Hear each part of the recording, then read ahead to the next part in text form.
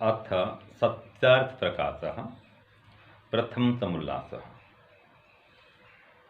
तो ईश्वर के विभिन्न नामों की चर्चा चल रही है, ईश्वर का गुणगान हो रहा है और ईश्वर को किन किन नामों से पुकारा गया है इनकी चर्चा हो रही है। तो हमने पढ़ा था ईश्वर को नित्य शुद्ध बुद्ध मुक्त कहा गया है। अब इसी बात को स्वामी दयानंद लिखते हैं, अतएव नित्य शुद्ध बुद्ध मुक्त स्वभावो जगदीश्वर। इसी कारण से परमेश्वर का स्वभाव नित्य शुद्ध बुद्ध मुक्त है। तो परमात्मा का स्वभाव ही ऐसा है कि वो स्वभाव से ही नित्य है, शुद्ध है, बुद्ध माने जानवान है, सबको जानने वाला है और मुक्त है, सदा से मुक्त है, कभी बंधन में आता नहीं है, कभी किसी माता पिता के गर्भ में नहीं आता है, वो इन सब से रहित है। तो परमपिता परमात्मा नित्य शुद्ध बुद्ध मुक्त है, तो उसका स्वभाव भी ऐसा ही है। आगे हम पढ़ते हैं परमात्मा का नाम निराकार। तो निराकार क्यों कहते हैं? तो स्वामी जी लिखते हैं, निरांग पूर्वक डुक्रीकरण है, इस धातु से निराकार शब्द सिद्ध होता है। निर्गत आकारात् स निराकार, जिसका आकार कोई भी नहीं और न कभी शरीर धारण करता है, इसलिए परमेश्वर का नाम निराकार है। तो वो जो परमात्मा है, अभी स्पष्ट हो गया कि कभी शरीर धारण करता ही नहीं है, तो उसका आकार कहाँ से होगा? तो शरीर धारण नहीं करता, कोई बंधन में नहीं आता, इसलिए तो नित्य शुद्ध बुद्ध मुक्त स्वभाव है, कोई अशुद्धि नहीं आती है। अब हम शरीर में आते हैं तो राग द्वेष सब लगता है, ये सांसारिक अशुद्धि भी शरीर में चिपकती है, लेकिन आत्मा परमात्मा इनमें कोई ऐसी अशुद्धि नहीं होती है, भौतिक अशुद्धि तो होती ही नहीं है, और परमात्मा में तो और नहीं होती, क्योंकि वो अशुद्ध स्थान में रहते हुए भी अशुद्ध नहीं होता है, मल मूत्र आदि में रहते हुए भी अशुद्ध नहीं होता है। हम सब के अंदर है, हम सबको अनुभव होता है सुख और दुख का, फिर हम सुखी दुखी होते हैं, लेकिन परमात्मा हमारे अंदर रहते हुए भी, सुख दुख को जानते हुए भी हमारे सुख दुख से वो सुखी दुखी नहीं होता है, इसलिए भी वो शुद्ध है, हमारे बंधन में नहीं आता है हमारे समान, या हमारे दुख सुख समान वो सुख दुखी नहीं होता है। क्यों? वो निराकार है। तो एक तो परमात्मा निराकार है, तो शुद्ध है और आकार से रहित है, लेकिन बड़ी बात यह है कि वो नित्य शुद्ध बुद्ध मुक्त है, हमेशा से ही ऐसा रहता है, वो हमेशा मुक्त रहता है। लेकिन हम जीवात्मा भी, यद्यपि हम भी निराकार हैं, लेकिन हम शरीर के बंधन में आते हैं। ये अंतर है परमात्मा में और हमारे में, कि हम तो शरीर के बंधन में आते हैं, जन्म और मरण के ये चक्र में घूमते रहते हैं, कर्मानुसार भिन्न भिन्न योनियों में जाते हैं। भले ही आत्मा का जन्म मरण नहीं होता है, लेकिन शरीर के जन्म और मरण के बंधन में तो आते रहता है वो। तो जब माँ के गर्भ में आता है, फिर पैदा होता है, बोलते हैं वाह जन्म हुआ, फिर शरीर से आत्मा निकल जाए तो बोलते हैं मरण हो गया। भले ही आत्मा का जीना मरना नहीं होता है, लेकिन जिस प्रकार से शरीर में वास होता है, शरीर में आना होता है, शरीर से जाना होता है, परमात्मा का ये भी नहीं है, न किसी के शरीर में कभी आता है न कभी जाता है, वो तो हमेशा हमेशा सही है, सभी जगह है वो। शरीर जब नहीं बना था तभी सभी जगह था, और शरीर बना है तब भी शरीर में है, तो हर कण कण में है, अणु अणु में परमात्मा है, निराकार है, उसका कोई अपना आकार प्रकार नहीं है। तो ऐसे निराकार परमात्मा को कहा गया है कि वो कभी शरीर धारण नहीं करता है, और फिर भी अगर हम उसको ऐसा माने कि शरीरधारी माने, शरीर में आने वाला माने, ये अविद्या है, ये सिद्धांत के वेद के विरुद्ध है। तो इसलिए परमात्मा को जैसा है वैसा ही माने। तो उसी परमपिता परमात्मा का, जिसका मुख्य नाम ओम है, जिसकी हम उपासना करते हैं, गायत्री मंत्र से भी उसका ही गान करते हैं, तो वही परमात्मा निराकार है। हाँ, एक बात अभी स्पष्ट और हो गई कि परमात्मा जब निराकार है तो उसकी कोई मूर्ति नहीं बन सकती है। तो ये गायत्री मंत्र को हम जो जप करते हैं, अनेक लोग गायत्री की मूर्ति बना रखे हैं। वस्तुतः कोई गायत्री की मूर्ति नहीं हो सकती है, वो तो वेद का एक मंत्र है। तो गायत्री वेद मंत्र है, और किसी मंत्र की मूर्ति कैसे बना सकते हैं, या परमात्मा की मूर्ति कैसे बना सकते हैं?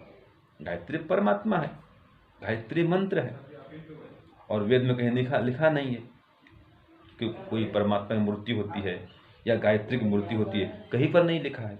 ये तो एक काल्पनिक मूर्ति है, एक अलंकारिक वर्णन है एक प्रकार से। तो गायत्री मंत्र जो है महामंत्र है, गुरु मंत्र है, वेद मंत्र है।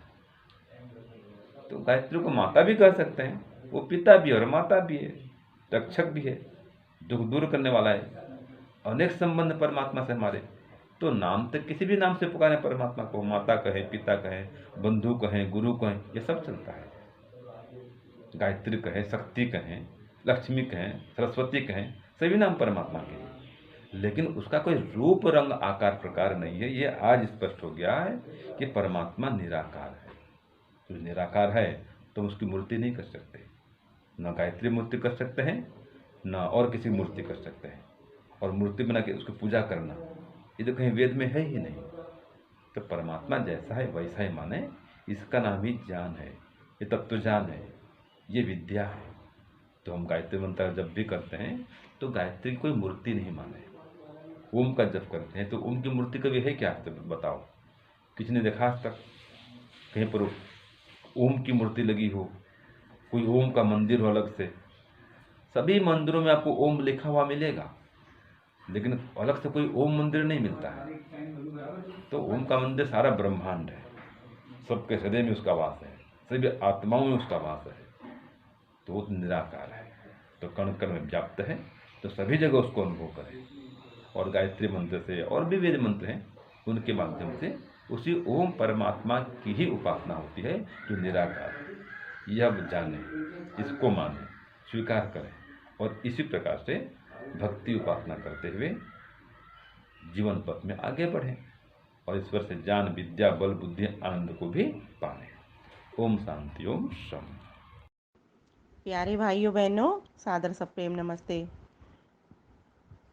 तो आज हमारा भाग 40वां प्रारंभ हो रहा है। तो अभी हमने महर्षि दयानंद सरस्वती की कही हुई बात स्वामी जी से सुनी कि महर्षि दयानंद सरस्वती क्या कहते हैं। उस ओम परमात्मा के अनेकानेक नाम हैं, उनमें से आज निराकार शब्द की वो व्याख्या खोल रहे हैं। तो उसमें बताया कि निराकार उस ब्रह्म का एक नाम निराकार भी है, वह उस ब्रह्म को निराकार भी कहते हैं। तो इससे पहले एक बात चली थी कि वो ईश्वर नित्य शुद्ध है, नित्य बुद्ध है, नित्य मुक्त है। तो उन्होंने कहा था नित्य शुद्ध बुद्ध मुक्त स्वभावो जगदीश्वर है। उस परमेश्वर का जो स्वभाव है वह कैसा है, नित्य शुद्ध बुद्ध और मुक्त है। लेकिन अब कहीं किसी को ये भ्रांति नहीं हो जाए कि वह जो नित्य शुद्ध है, नित्य बुद्ध है, नित्य मुक्त है, तो कोई पदार्थ है, कोई सत्ता है, तो जरूर उसका कोई आकार होता होगा। दिमाग में ये आती है बात कि कोई चीज़ है, किसी की सत्ता ऐसी है जो हमेशा है, हमेशा से शुद्ध है, हमेशा बुद्ध है, हमेशा मुक्त है, तो उसकी सत्ता है तो जरूर उसका आकार होता होगा। तो वहीं इस शब्द को खोला है कि नहीं, उस ईश्वर का कोई रंग रूप आकार नहीं है, वह तो निराकार है। निर्गत आकारात स निराकारः, जिसका आकार कोई भी नहीं और न कभी शरीर का धारण करता है। अब यहाँ एक भ्रांति और आ गई। एक तो भ्रांति ये दूर कर दी कि वो ईश्वर कैसा है, नित्य शुद्ध बुद्ध मुक्त होते हुए भी वो निराकार है, उसकी सत्ता होते हुए भी निराकार सत्ता है, उसकी साकार सत्ता नहीं है। दूसरी भ्रांति यहाँ पर यह कह दी कि वो कभी शरीर भी धारण नहीं करता। महर्षि दयानंद सरस्वती का चिंतन देखिए कि वह कभी शरीर धारण नहीं करता। कि कोई व्यक्ति ये सोच ले कि वो ईश्वर अवतार लेता है, कहीं आता जाता है, तो वो ईश्वर आता जाता नहीं है। वो तो भरा हुआ है, कहीं जगह हो खाली तब तो वो आए जाए, या कहीं कोई छोटी वस्तु हो तब तो आए जाए, या कहीं अल्पज्यता हो तब तो आए जाए। वो यहाँ तो पूर्ण आनंद से भरा हुआ है, एक रस भरा हुआ है, कोई स्थान उससे खाली नहीं, कोई समय से उसकी दूरी नहीं, कोई ज्ञान से उसकी दूरी नहीं। तो फिर ऐसा वो परमेश्वर है, उसकी सत्ता है, लेकिन कैसी सत्ता है, उसकी निराकार सत्ता है। दूसरी बात, कोई भी निराकार सत्ता होती है वही कर्ता हो सकती है। प्रकृति साकार है तो वो कर्ता नहीं है, वो स्वयं कुछ भी नहीं कर सकती। आप देखिए, कोई भी वस्तु उठा करके देखिए, बिना उठाए उठती है क्या? बिना चेतन कर्ता के हमारे उठाए उठती है क्या? नहीं उठती। हम उठाते हैं तो उठती है। और हम में भी, हम आत्मा हैं, इस शरीर में भीतर है तो ये शरीर भी चलता है, शरीर भी उठता है, हाथ भी उठते हैं, पैर भी उठते हैं। और इसमें से जब आत्मा निकल जाए तो शरीर भी नहीं उठता, ना हाथ उठते, ना पैर उठते, ना आंख देखती, ना कुछ, कोई काम ही नहीं होता। तो इसका मतलब जो चेतन करता है वो निराकार ही होगा, वो साकार नहीं हो सकता। सत्ता तो उसकी होगी, लेकिन बिना आकार वाली सत्ता उसकी होगी, बिना रूप रंग की होगी। जितना भी जो रूप रंग आकार प्रकार दिखाई दे रहा है, यह साकार प्रकृति के कारण दिखाई दे रहा है। तो आइए, मैंने इसका आपके लिए फिर भजन बना दिया, अब आप इसको फिर गाइएगा। जान लिया हमने परमेश्वर नित्य शुद्ध बुद्ध मुक्त प्रभो, नित्य शुद्ध बुद्ध मुक्त प्रभो, किंतु न वह साकार समझना निराकार सद ब्रह्म विभो, किंतु न वह साकार समझना निराकार सद ब्रह्म विभो, निराकार सद ब्रह्म विभो। लोगों को ये भ्रांति हो जाती है कि वो ईश्वर की सत्ता है तो वो आता है। कहा जाता है ना कि पापियों का संहार करने आता है। वो नहीं आता जाता, वो तो महान पुरुषों को प्रेरणा करता है उनके भीतर से, उसको ही वो लोग समझ लेते हैं कि वो आ रहा है, जा रहा है। लेकिन वो ईश्वर कहीं आता जाता नहीं, वो तो स्थिर होकर के सभी जगह पर ठहरा हुआ है। और कैसा है? वो चेतन है, परम चैतन्य, सूक्ष्माति सूक्ष्म है और बृहद से बृहद है। ऐसी उसकी निराकार बिना रंग रूप आकार प्रकार की सत्ता है। रूप रंग आकार नहीं है, तन भी नहीं करता धारण, तन भी नहीं करता धारण। अब आप प्रश्न उठा सकते हो कि जीवात्मा तो शरीर निराकार है तो शरीर धारण करता है ना, तो ईश्वर भी कर सकता है।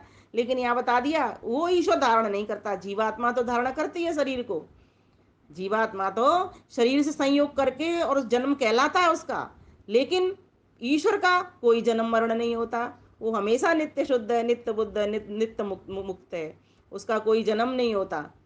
आत्मा का भी नहीं होता, लेकिन शरीर के संयोग का नाम तो, जब आत्मा का शरीर से संयोग होता है उसको तो जन्म कह दिया जाता है ना। तो शरीर का तो जन्म हो रहा है ना, शरीर तो जन्म लेता है और मरता है ना। तो कहा कि उस ईश्वर का क्या बताया निराकार का मतलब, एक तो उसका रूप रंग आकार नहीं, और दूसरा वो शरीर भी धारण नहीं करता। इस बात को की भी भ्रांति यहाँ पर खत्म करने का प्रयास महर्षि दयानंद सरस्वती कर रहे हैं। रूप रंग आकार नहीं है, तन भी नहीं करता धारण, लेकिन सारे कार्य करे जग उत्पन्न पालन और संहारण, उत्पन्न पालन और संहारण।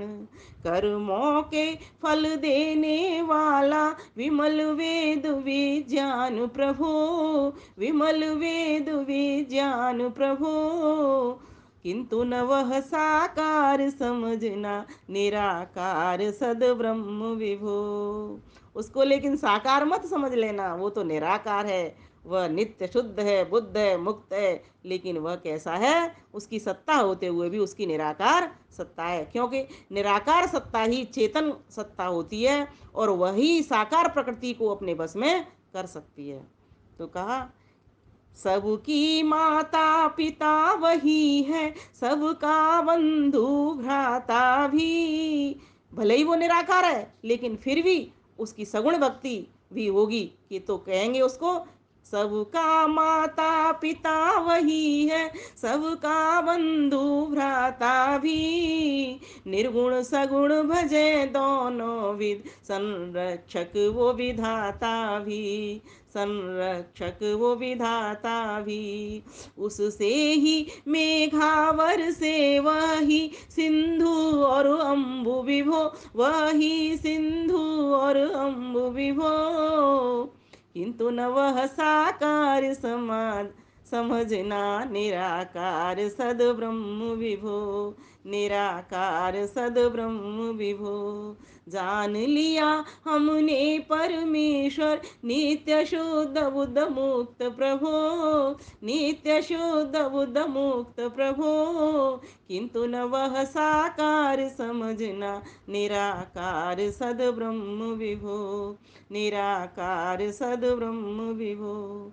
सभी जगह में वास उसी का, सभी काल में सत्ता न्यारी है मौजूद सभी के अंदर, उसी से खिलती है जग क्यारी, उसी से खिलती है जग क्यारी।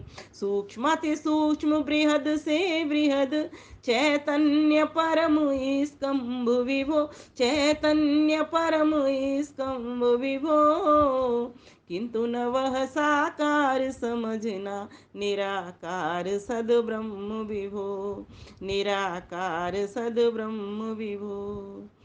जान लिया हमने परमेश्वर नित्य शुद्ध बुद्ध मुक्त प्रभो, किंतु न वह साकार समझना निराकार सद ब्रह्म विभो। और अगर आप उसको साकार समझने लगे तो क्या दिक्कतें आएंगी, तो सुन लो, ये भी सुन लो। यदि शरीर होता उसको तो फिर वह जीव सा सामर्थ्य रखता, फिर वो जीव सा सामर्थ्य रखता, एक देश में रहने वाला सुखी दुखी जग भोगता बनता, सुखी दुखी जग भोगता होता। कभी राग कभी द्वेष में पड़ता, कभी राग कभी द्वेष में पड़ता, कभी मोक्ष कभी बंध विभो, कभी मोक्ष कभी बंध विभो, किंतु न वह साकार समझना निराकार सद ब्रह्म विभो, निराकार सद ब्रह्म विभो। तो सबसे पहली दिक्कत तो ये आती कि जीवात्मा की तरह बरतता और फिर वो एक देशीय होता, अल्प सामर्थ्य वाला होता, सुखी दुखी भी होता, राग द्वेष करने वाला भी होता और मोक्ष बंध भी उसके होते।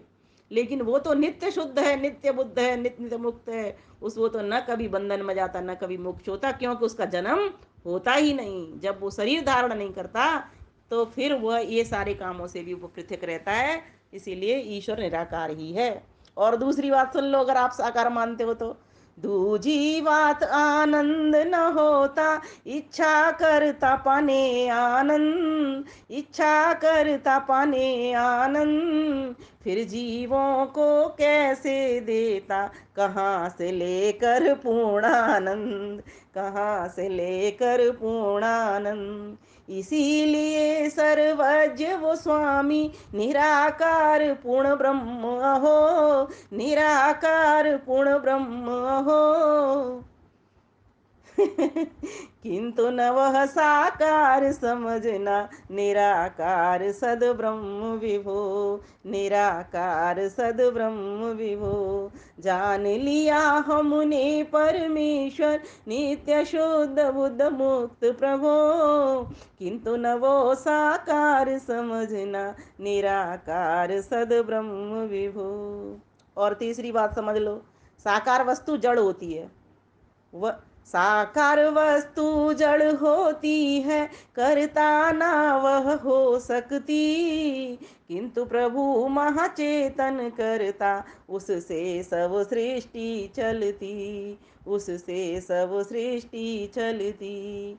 करता निराकार ही होता, पकड़ प्रकृति वश करे वहो, पकड़ प्रकृति वश करे वहो, किंतु न वह साकार समझना निराकार सद ब्रह्म विभो, निराकार सद ब्रह्म विभो।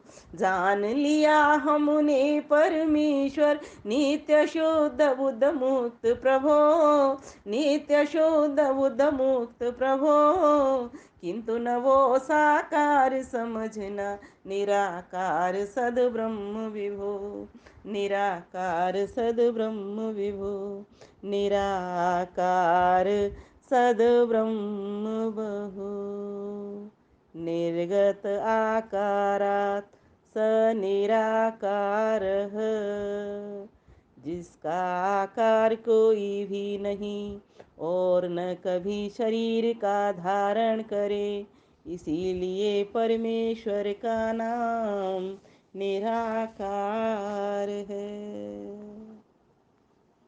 मैं श्री दयानंद सरस्वती को कोटि कोटि नमः। धन्यवाद। नमस्ते।